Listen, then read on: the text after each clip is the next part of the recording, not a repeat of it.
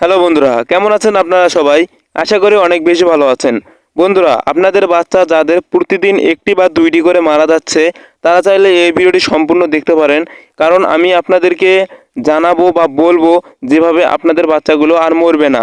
ভাই, আমি 100% গ্যারান্টি দিচ্ছি, আপনি ভিডিওটি সম্পূর্ণ দেখুন, আপনাদের আর একটি বাচ্চা মরবে না। ভাই, আমি কিন্তু আপনাদের ভালোর জন্যই বলতেছি।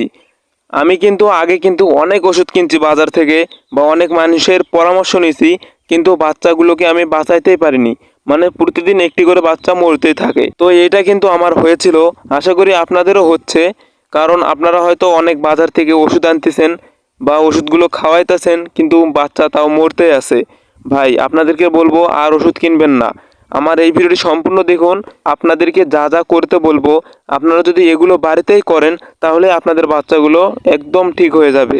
দেখবেন আর মরবে না। যে বাচ্চাটা আপনার মরার মতো হয়ে আছে বা ঝিম লেগে আছে, ওই বাচ্চাগুলো বেঁচে যাবে, আমি শিওর। আমারও কিন্তু এরকম হয়েছিল। ওই যে আমার যে বাচ্চাগুলো আপনারা এখন দেখছেন, এগুলো কিন্তু আমার 8টা বাচ্চা ছিল। 8টা থেকে কিন্তু 6টা বাচ্চা এখন আছে, 2টা মরে গেছে। তো বাচ্চাগুলো আমার প্রায় 15 দিন হচ্ছে।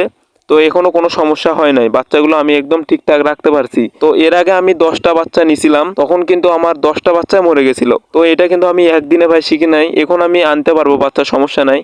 আর আমার কাছে বাচ্চা মরবে না। তো আমি আপনাদেরকে বলবো, যেভাবে বলবো আপনারা ঠিক ওইভাবেই করবেন। আপনাদের একটা বাচ্চা মারা যাবে না। প্রথম আপনারা যেটা করবেন, আপনাদের যদি এরকম ঘর থেকে থাকে, তাহলে ওই ঘরে ভুলেও থুবেন না। কারণ এই ঘরটা কিন্তু অনেক বড়, এখানে কিন্তু বাতাস ঢোকার অনেক কিন্তু মানে আছে, বাতাস ঢুকবে। তো আপনারা যেটা করবেন, আপনারা যদি ছোট ক্যারেট বা কোনো কিছু পান, ওই ক্যারেটটিকে ভালোভাবে আমার মতো এরকম করে ভালোভাবে কাগজ দিয়ে মানে পেঁচায় নেবেন, যাতে কোনো প্রকার বাতাস একটু যেন না ঢুকতে পারে। আর অল্প একটু ফাঁকা থবেন, যাতে হাঁসের বাচ্চাগুলো নিঃশ্বাস নিতে কোনো প্রকার যেন কষ্ট না হয়। আর বন্ধুরা, 30 থেকে 40 ওয়াটের একটি বাল্ব জ্বালায় রাখবেন সব সময়। বাচ্চাগুলো যদি ওই বাল্বের নিচে বসে থাকে, তাহলে বুঝবেন যে বাচ্চাগুলো ঠান্ডা লাগছে। আর যদি বাল্বটা থেকে বাচ্চাগুলো যদি দূরে থাকে, তাহলে বুঝবেন যে বাল্বটা আর দরকার নেই। তো এরকমভাবে বাচ্চাগুলো 1 থেকে 2 সপ্তাহ থুবেন, তাহলে বাচ্চাগুলো আর একটু মরবে না। আর একটা ওষুধ খাওয়াবেন, যে ওষুধটা হচ্ছে আপনার কোনো দোকানে বা কোথাও গেলে পাবেন, নাম হচ্ছে গ্লুকোজ। এটা কিন্তু মানুষও খায়। তো এটা আপনারা আপনাদের বাচ্চা অনুযায়ী 1 চিমটি 2 চিমটি এরকমভাবে দেবেন। আমার যেহেতু 6টা বাচ্চা, আমি একটু বড় হয়েছে বাচ্চাগুলো, 2 চিমটি করে দেই। তো এরকমভাবে আপনারা মানে পানির সাথে মিশাই দিবেন ওই গ্লুকোজটা। দিনে 2বার দেবেন, রাতে আর হচ্ছে সকালে। আপনারা যদি দিনে 2বার করে খাওয়ান, তাহলে ওইটার যেটা কাজ করবে, শরীরটা বাচ্চার ঠান্ডা রাখবে, এবং যদি গরমও পায় তবুও কিন্তু ঠান্ডা রাখবে, কোনো প্রকার সমস্যা হবে না। আর আপনারা বাচ্চাগুলোকে যে খাবারটা দিবেন, যেমন ধরুন ফিড, খুদ বা যেটা দিবেন, ওইটা একটু ভিজিয়ে দিবেন, যাতে বাচ্চাগুলোর গলায় না লাগে, বাচ্চাগুলো যেন সুন্দরভাবে খাইতে পারে। আর একটা জিনিস, আপনারা কিন্তু খাবার দিবেন খুবই অল্প পরিমাণে। খাবার কিন্তু বেশি খাওয়ালেও কিন্তু বাচ্চা মারা যায়।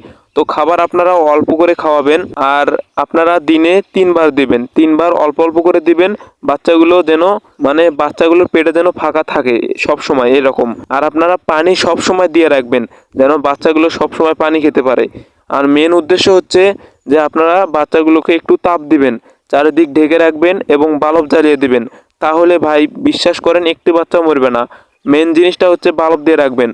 আর আপনাদের যদি বাচ্চা যদি সর্দি বা কোনো কিছু থাকে, কাশ, যেমন ধরুন বাচ্চা কিন্তু কাশে বা সর্দিও যদি থাকে, তাহলে আমাকে কমেন্ট করে বলতে পারেন, আমি পরবর্তী একটি ভিডিওতে আপনাদেরকে জানাবো।